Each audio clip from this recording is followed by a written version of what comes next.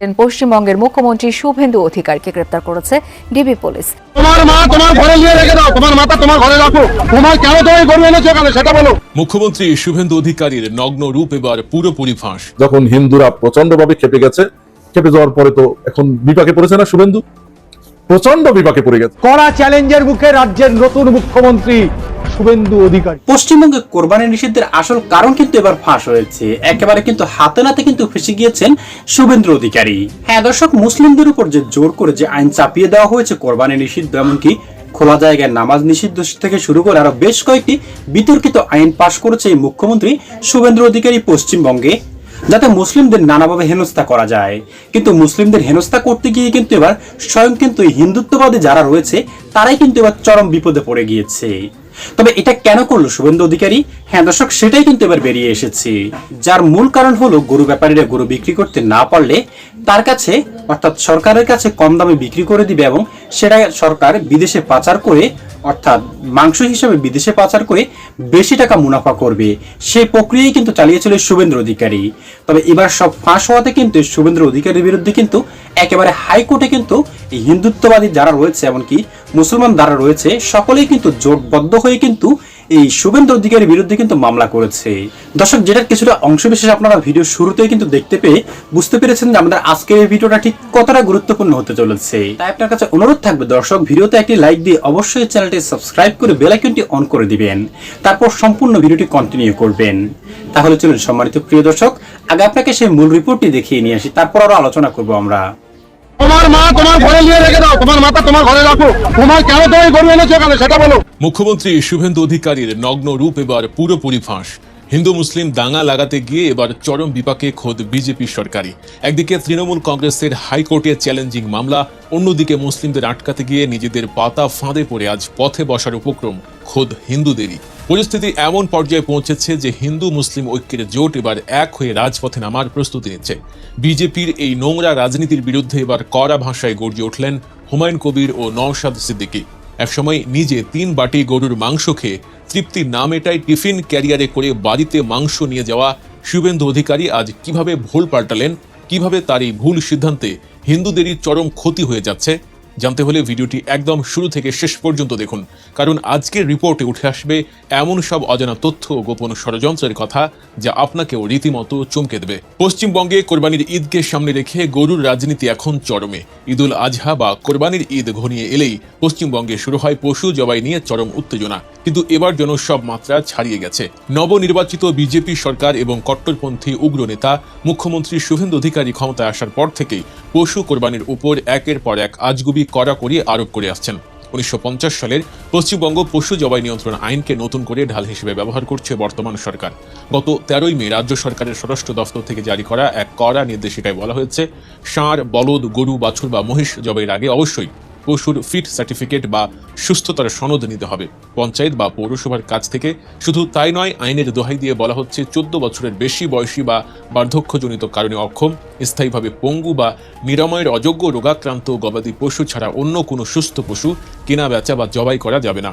ইসলামী শরীয়ত অনুযায়ী কোরবানির পশু হতে হয় সম্পূর্ণ সুস্থ ও ত্রুটিমুক্ত। আর শুভেন্দু অধিকারীর সরকার যে শর্ত জুড়ে দিয়েছে তাতে কোনো সুস্থ পশু কোরবানির যোগ্যই থাকছে না সরকারি খাতায়।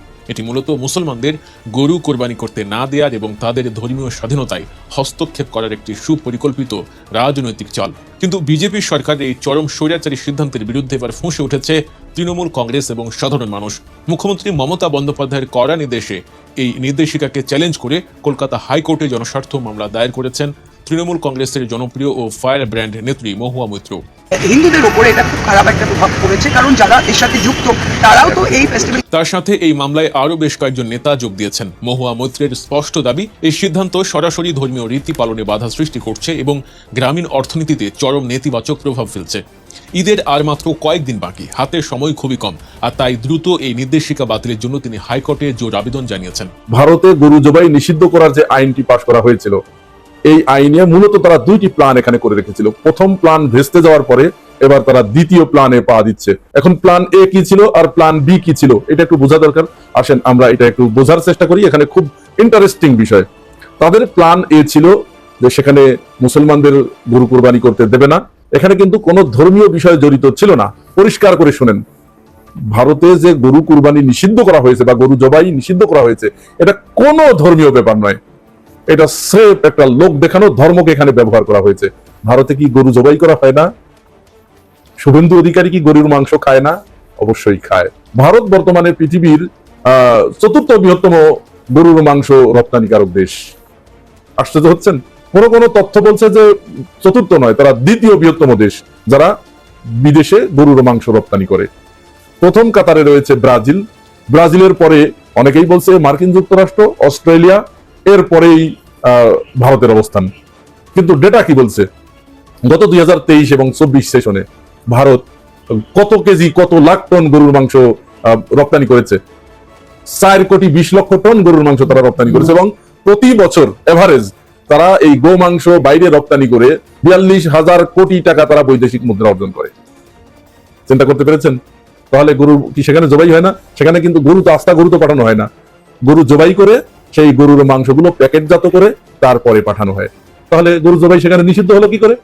নিষিদ্ধ নয়। ওই যে বললাম, এটা মূলত ভারত তার প্রথম প্ল্যান ছিল যে মুসলমানদের গরু কুরবানি করতে না দিয়ে এই গরুগুলোকে একটু বড় করতে দিয়ে। অর্থাৎ আপনারা খেয়াল করবেন কিন্তু যে সেখানে যে আইনটি করা হয়েছে, আইনে বলা হয়েছে যে গরু জবাই করতে হলে যথাযথ কর্তৃপক্ষের অনুমতি নিতে হবে এবং গরুর বার্থ সার্টিফিকেট অনুযায়ী 14 বছর সেই গরু লালন পালন করতে হবে।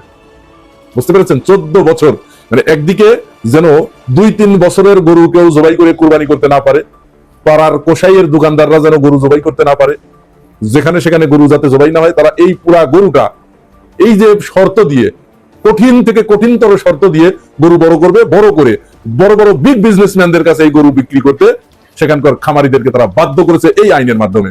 অর্থাৎ খামারিরা আর মুসলমানদের কাছে বা খুচরা পর্যায়ে তারা গরু বিক্রি করবে না।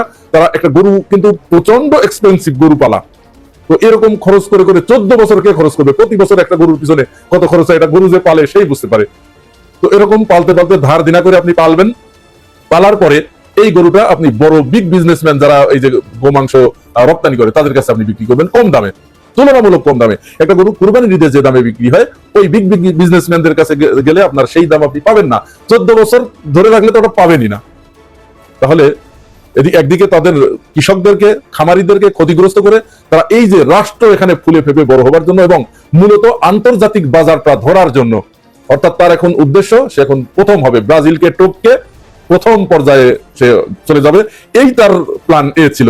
তাহলে আইন করে দিলে গরু আর বিক্রি হবে না। সেখানের হিন্দু খামারিরা তারা ধর্মের, যেহেতু এখানে ধর্মকে সামনে আনা হয়েছে, ধর্মকে ব্যবহার করা হচ্ছে, ধর্মকে মানুষের সামনে বল হিসেবে, গুটি হিসেবে দেওয়া হয়েছে হিন্দুদের সামনে, ভেবেছিল যে তাহলে হিন্দুরা স্বাভাবিকভাবেই এটা গিলবে। কিন্তু যার পেটে ক্ষুধা সে ধর্মের কাহিনী কতক্ষণ শুনবে? তাহলে তার এই প্ল্যান এটা ভেস্তে গেছে। সেখানে যখনই এই নিয়মটা করা হয়েছে, মুসলমানেরা গরু কিনতে যায় নাই। গরু কিনতে না যাওয়ার কারণে হিন্দুরা বিক্ষোভ শুরু করেছে, তাদের মাথায় হাত উঠেছে, কান্নাকাটি করছে, অনেকেই আত্মহত্যা করে ফেলেছে ইতিমধ্যে গরু বিক্রি করতে না পেরে। কারণ এই গরু খুচরা এবং বিভিন্ন মহাজনদের কাছ থেকে, লোকনিকারী প্রতিষ্ঠানদের কাছ থেকে, ছোট বড় বিভিন্ন মাঝারি বিভিন্ন ধরনের লোন নিয়েছে, লোন নিয়ে গরুর খাবারগুলো কিনেছে। কুরবানির ঈদে গরু বিক্রি হবে, সেই বিক্রির টাকা দিয়ে ঋণ পরিশোধ করবে, আর বাকি লাভের টাকা দিয়ে আবার কিছু গরু কিনবে এবং বাকি সংসার চালাবে। এটা ছিল এখানকার মানুষের নিত্য নৈমিত্তিকর ঘটনা। প্রতিদিন এইটা বছরের পর বছর ধরে এটা চলে আসছে। কিন্তু এই জায়গায় হিন্দু খামারিদের এই পরিকল্পনায় পেরেক ঠুকে দিয়েছে এই শুভেন্দু আর মোদী। মূলত মোদীর প্ল্যান বাস্তবায়ন করেছে শুভেন্দু। এইবার যখন হিন্দুরা প্রচন্ড ভাবে খেপে গেছে, খেপে যাওয়ার পরে তো এখন বিপাকে পড়েছে না শুভেন্দু, প্রচন্ড বিপাকে পড়ে গেছে। তাহলে এখন বাধ্য হয়ে তাকে প্ল্যান বিতে যেতে হচ্ছে। আর প্ল্যান বিটা কি? প্ল্যান বিটা আরো ভয়াবহ। এখানে সব মিলেই বিপদটা এসে মূলত ওই হিন্দু খামারিদের উপরেই পড়ছে। ভারতের কলকাতার আমার হিন্দু ভাই ও বোনেরা, আপনারা যদি আমার এই ভিডিও শুনেন, আপনারা একটু ভালো করে লক্ষ্য করেন, ধর্ম এখানে নাথিং। এখানে শুধুমাত্র ধর্ম বিদ্বেষ ছড়িয়ে আপনাদেরকে ক্ষতিগ্রস্ত করার জন্য এই কাজটি করছে। এবারে আসেন, ওই যে প্ল্যান বি তে তারা যে গেছে, এখানেও কিন্তু ক্ষতিগ্রস্ত আপনারাই হচ্ছেন। প্ল্যান বি হচ্ছে তারা ভারতে গরু কুরবানি করতে দেবেই না।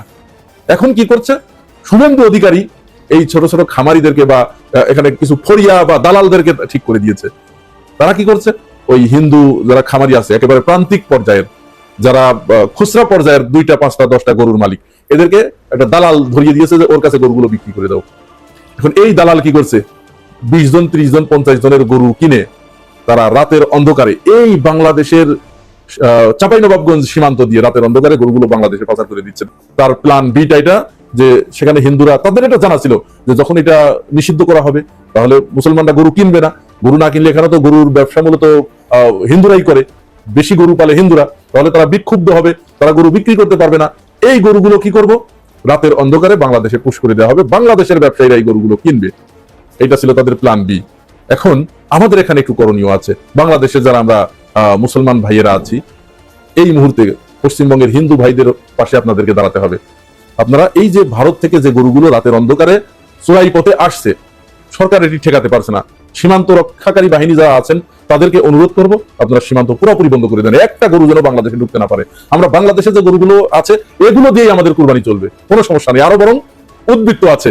আপনারা সীমান্তটা বন্ধ করে দিন, সরকারের প্রতি আহ্বান থাকবে সীমান্ত বন্ধ করে দিন। আর শেষ পর্যায়ে সীমান্ত রক্ষী বাহিনী এবং সরকার কেউই আমাদের আহ্বানে সাড়া দিল না। এখন আমাদের একটা দায়িত্ব আছে। দায়িত্বটা কি? আমরা যারা এই প্রান্তিক পর্যায়ের মানুষ আছি, যারা গরু কিনবো, খুচরা পর্যায়ে কিনে কুরবানি করব, আমরা দেখে দেখে ভারতীয় গরুগুলো কিনবো না, একটা গরু কিনবো না। এতে কি হবে, ওই ভারতীয় হিন্দু ভাইদের উপরে যে অত্যাচার চালানো হচ্ছে, যে তাদের বিপদে ফেলানো হয়েছে, এই বিপদ থেকে তারা রক্ষা পাবে। হ্যাঁ দর্শক, ঠিক এই প্রক্রিয়াটাই কিন্তু চালিয়েছে শুভেন্দু অধিকারী, যে হিন্দু ব্যাপারী যারা রয়েছে তারা যদি গরু বিক্রি করতে না পারে, অর্থাৎ মুসলিমরা যদি গরু কিনতে না পারে, কোরবানি যদি না দিতে পারে, তবে গরুগুলা এই হিন্দু ব্যাপারীদের কাছে থেকে যাবে এবং কোরবানির পরে গিয়ে কিন্তু তারা এই গরুগুলাকে বিক্রি করে দিবে একেবারে পানির দামে। কারণ গরু ঘরে রাখার চেয়েও কিছু টাকা পাওয়া, এটা তো অনেক শ্রেয় হবে নাকি? আর সেটাই কিন্তু শুভেন্দু অধিকারী ক্রয় করে কিন্তু বিদেশে পাচার করবে এবং বেশি টাকা মুনাফা করবে সে, এমন চালই কিন্তু সে চালাচ্ছিল। তবে সব গোমর কিন্তু এবার ফাঁস হয়ে গিয়েছে, যেমনটা কিন্তু দর্শক আপনারা রিপোর্টে কিন্তু দেখতে পেয়েছেন বিস্তারিত কিভাবে কি হয়েছে। আর দর্শক, এগুলি শোনার পর আপনার কি মনে হয় না এই শুভেন্দু অধিকারীকে অবিলম্বে মুখ্যমন্ত্রীর পদ থেকে সরিয়ে তাকে অবিলম্বে গ্রেপ্তার করা দরকার? কারণ দর্শক, যে নেতা জনগণের ভালো না চেয়ে উল্টো জনগণকে ডুবাতে চলেছে, সেই নেতা থাকার চেয়ে না থাকাই কিন্তু ভালো। তাই এবার কিন্তু পশ্চিমবঙ্গের হিন্দু মুসলিম সকল ভেদাভেদে কিন্তু সকল মুসলিম এবং হিন্দুরা কিন্তু একত্রিত হয়ে গেছে শুভেন্দু অধিকারীর বিরুদ্ধে, এমনকি বিজেপির বিরুদ্ধে। আর যার ফলে কিন্তু গোটা ভারতবর্ষ জুড়েই কিন্তু এখন হিন্দু মুসলিম কিন্তু একটা বিভেদ সৃষ্টি করে দিয়েছে নরেন্দ্র মোদী সরকার। সম্মানিত দর্শক শ্রোতা, এই রিপোর্টগুলি দেখার পর এ সম্পর্কে আপনার কি মনে হয়েছে সেটা অবশ্যই আমাদের কমেন্ট বক্সে লিখবেন। আজ এ পর্যন্ত ভালো থাকবেন সকলে আশা করি, এবং সম্পূর্ণ ভিডিওটি শেষ পর্যন্ত দেখার জন্য দর্শক আপনাকে জানাই অসংখ্য ধন্যবাদ।